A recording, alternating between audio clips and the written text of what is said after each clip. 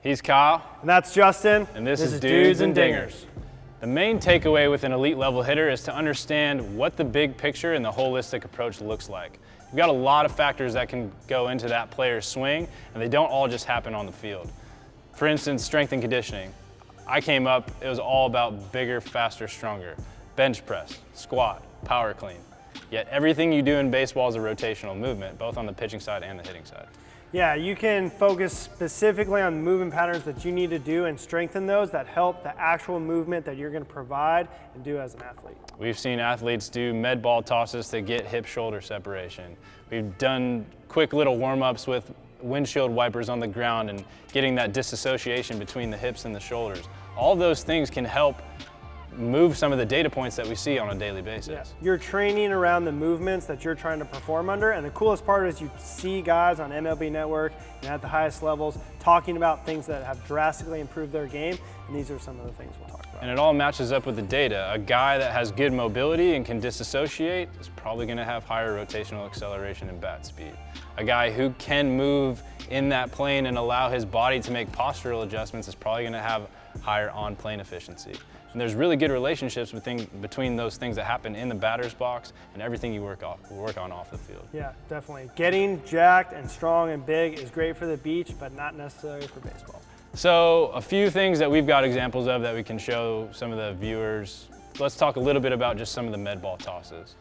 You've got different varying weights, and obviously you're coming from different positions, but it's always an external cue and letting the body self-organize, whether you're throwing it to a wall, throwing it to a partner, and staying in that rotational movement. Yeah, there's great ways to educate yourself or to go to someone who is educated to get a specific plan after you've been tested, understand your mobility, understand your strength, and what type of swing you are. You've got swing data, which we'll dive into a little bit deeper, and then how it plays into the strength and mobility. You can get better as a hitter without a bat in your hand, and I think that was something for me. It was along that I learned talking to some of the people and the organizations that we get to talk to that really got connected for me is like, in the weight room, I'm getting better as a hitter. I'm not just getting stronger. Yeah, you've got the abundance of resources now on social media with some of the people you can follow on the SNC side, and then some of the platforms like TPI and OnBaseU that can literally take you through a mobility assessment and draw lines between, if I have bad hip internal rotation, it's probably going to affect my rotational acceleration and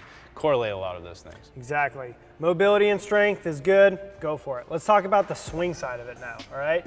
You can get swing data, swing metrics, on-plane efficiency, early connection, attack angle. Those are all individual metrics. We've got rotational acceleration, things like that. But let's talk about some ways to look at them together and side by side so you can see two metrics and how they relate. Let's talk about bat speed and attack angle first. Yeah, if you match bat speed and attack angle on an X and Y axis plot, you'll get a pretty good indication of a guy who makes a lot of contact out in front of the plate and a guy who makes a lot of contact deep in the zone. Those individual data points will be pretty telling on where on that swing plane you're making contact.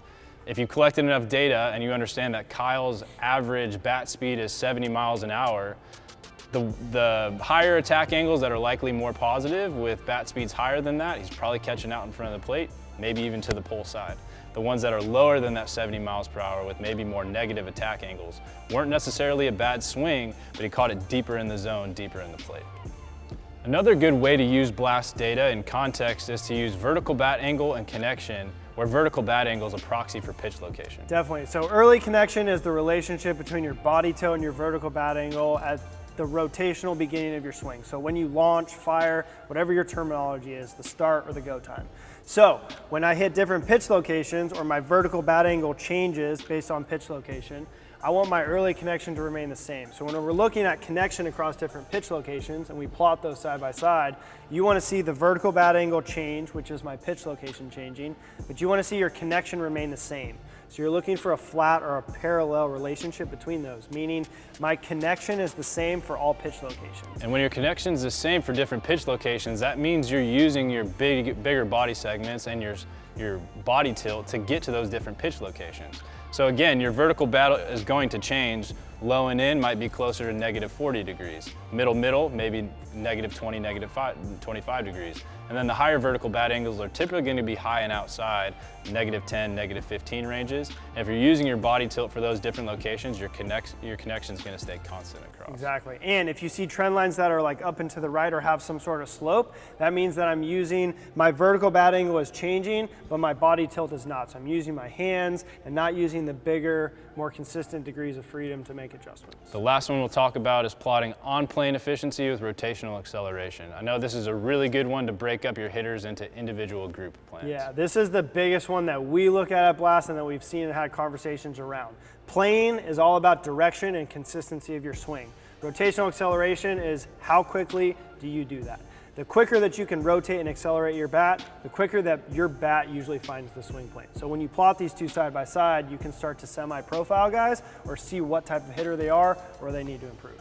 If you see a guy who's high in rotation and low in plane, we're going to work a lot of connection constraint drills to increase that early connection and plane relationship. Yeah. If you got a guy who's good with plane and low in rotation, we're going to focus on all the things that can affect mobility, sequencing, and segment by segment reaching those higher rotational accelerations. Plane versus rotation is one of the key ways that we look at Blast data, and we've seen organizations look at Blast data because you can go ahead and identify what type of hitter they are. Plane is direction, rotation is speed and acceleration, and those two side by side are some key components of hitting at the highest level. So if you've made it this far as an elite level hitter, or you've made it this far as an elite level coach, you're always going to have drills, you're always going to have cues, you're always going to switch up the environments. But this is the time to really take a holistic approach, incorporate strength and conditioning, the mobility side of the house, and incorporating data to see who my hitter is and how we're going to make them the most. And the great part about our game today is we have ways to measure and track each one of those major categories so you can understand. It's no longer a guessing game. You're using foundational principles with data to understand what's going on, and we're developing hitters in a better way than we ever have before.